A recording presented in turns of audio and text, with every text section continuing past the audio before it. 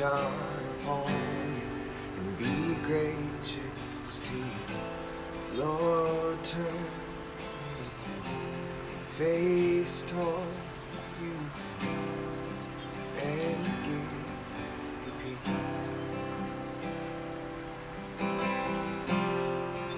Sing that again. The Lord bless you and keep you. Make his face shine upon you and be gracious to you. Lord, turn your face toward you and give you peace. And amen. And amen. And amen.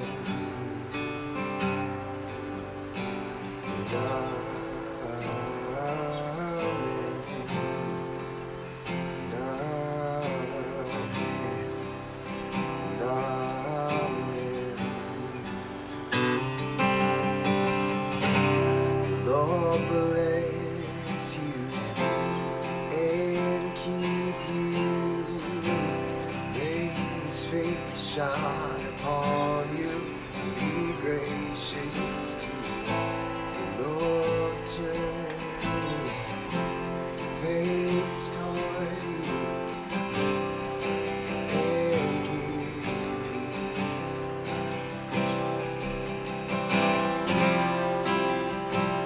Oh, we sing amen, amen,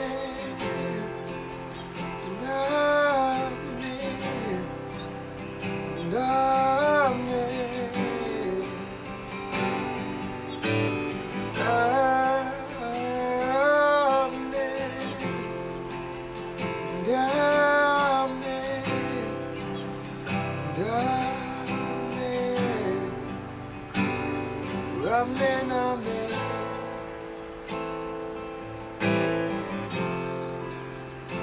Amen, amen.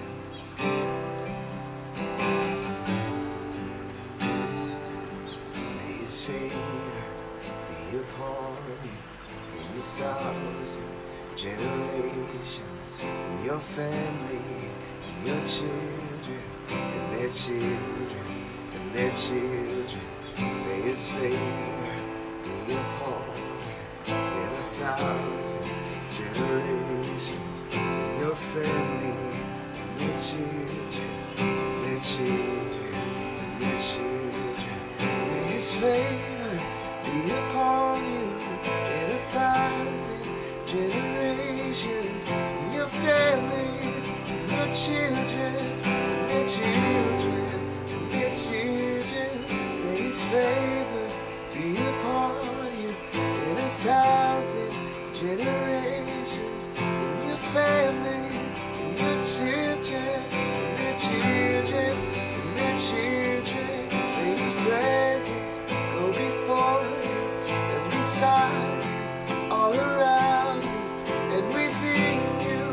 He is with you, he is with you, he is with you in the morning, in the evening, when you come and you go, and you're weeping and rejoicing. He is for you, he is for you, he is for you, he is for you, he is for you, he is for you, he is for you, he is for you,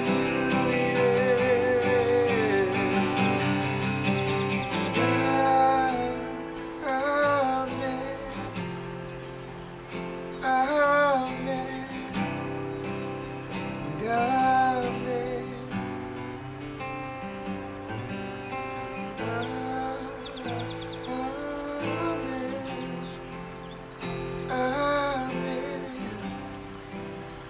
amen, amen.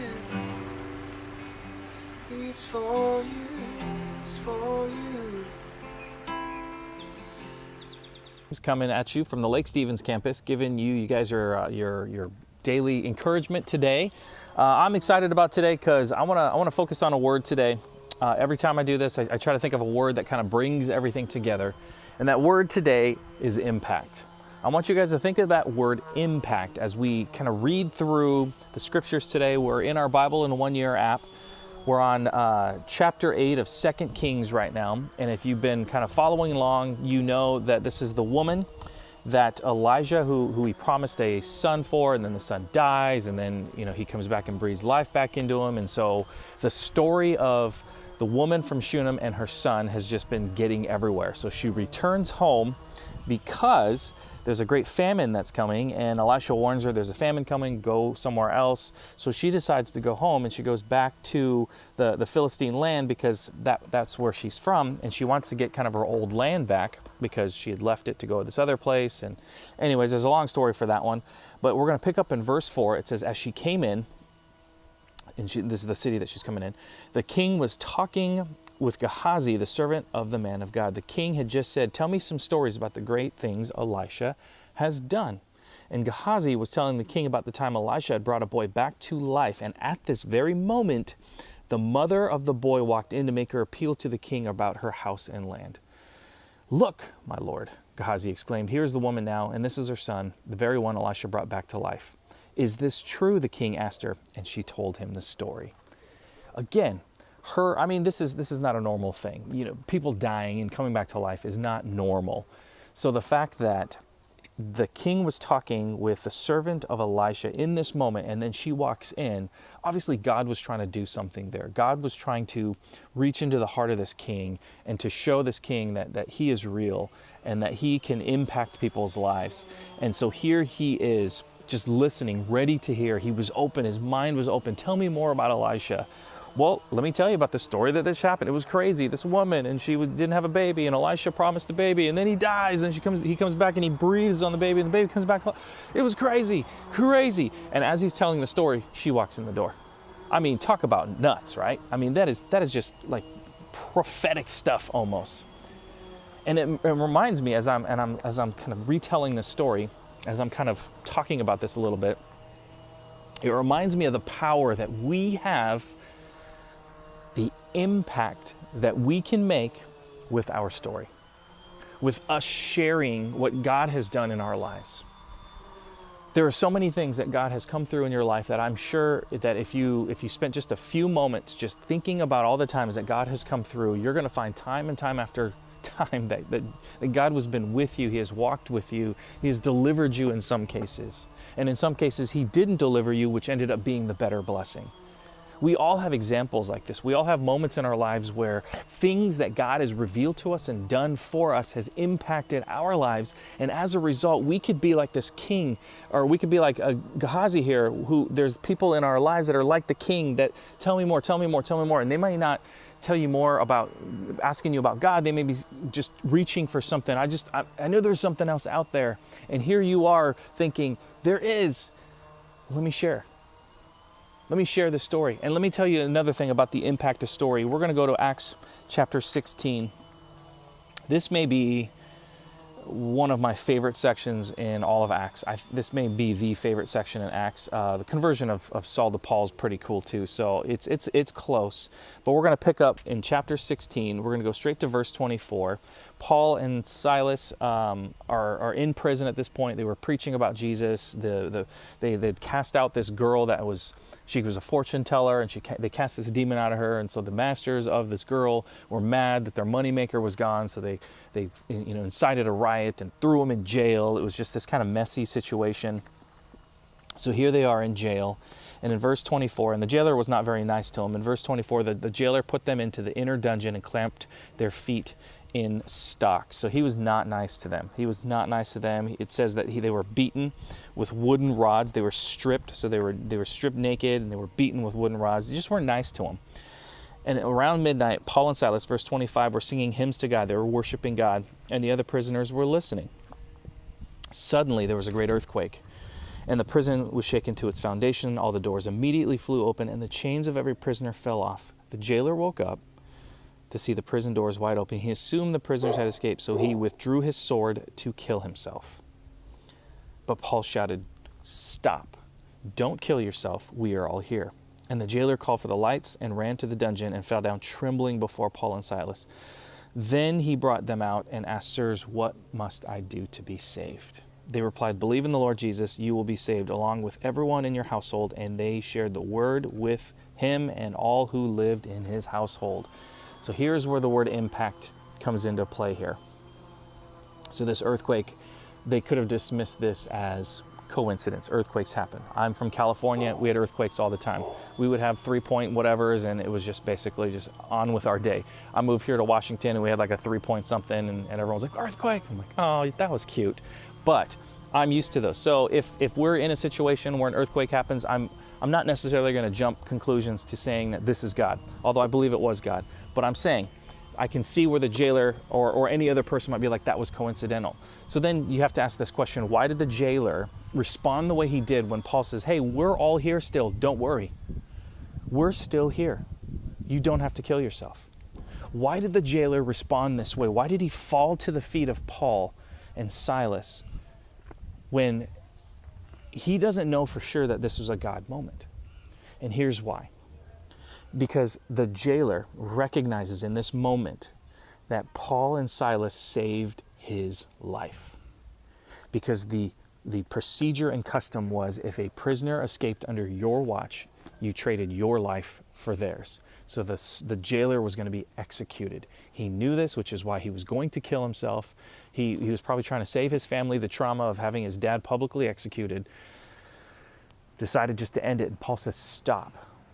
Don't do this. We're all here." And in this moment, as harshly as he treated this guy, he beat him, stripped him, put him in the inner sanctum of this prison. As harshly as he treated him, Paul had mercy on him. His story impacted him. His compassion impacted him. And this jailer in this moment recognized this and says, the guy that you've been talking about, this compassion, this love, I get it. You could have ran away and no one would have blamed you. The earthquake lifted the doors. You guys are prisoners. You're set free, but you stayed to save my life. Tell me more. And his entire family gets saved because of it, and they get baptized. And what's really cool about this story too, and this is one of my favorites, is the jailer, along with a woman named Lydia and probably the slave girl that was freed from the demonic possession just prior to this story. They all came together in the church of Philippi and started this church together. They were church planters. Their story continues to impact. Paul's story impacted him. Paul's actions impacted this jailer. This jailer experienced Jesus, and then his story and his life impacted a next generation.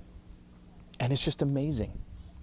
It's amazing how when we align ourselves with what God is trying to do and how we do these things, it just creates these moments and these opportunities that God is placing before us. Just like the king was talking to Gehazi in the Old Testament. Then the woman walks in right in that moment, and here's the jailer fast asleep, and this earthquake happens, and Paul and Silas are like, no, we're okay, we're here, stay with us. We have the answer. I think the key is we just need to open our eyes.